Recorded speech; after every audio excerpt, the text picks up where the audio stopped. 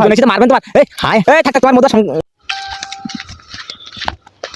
ও ভাই তুমি রাত্রির ওখানে কি করতে চাই সন্ধ্যেবেলা? হাই হ্যাঁ গালে ফুল হাতে ফুল, কি অবস্থায় তুমি এখানে কি করতে যাও?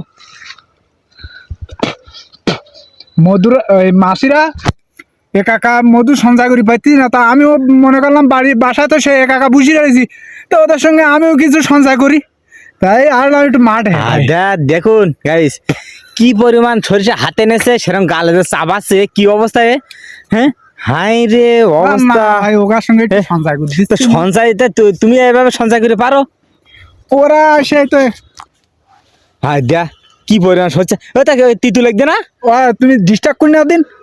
হ্যাঁ হ্যাঁ কি ডিস্টার্বটা তুমি এইভাবে ফুলগুন এ করে না গেল আমি খানুক নিয়ে যাই তার কি দেখি মধু তুমি নিয়ে যাবা সে তো ঠিক আছে, কিন্তু এইভাবে ফুলগুলো হাই রে কি অবস্থা। সঞ্চয় করা লাগবে না, তোমার মাসি সঞ্চয় করবে না, কালকে থেকে রোদ বাইর হবে, দোয়া করো কালকে থেকে রোদ বাইর হবে, সঞ্চয় করো।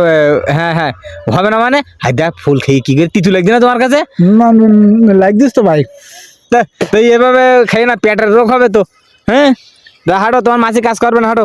এইসব লোকের নিয়ে আমি পারলাম না। হ্যাঁ হ্যাঁ হ্যাঁ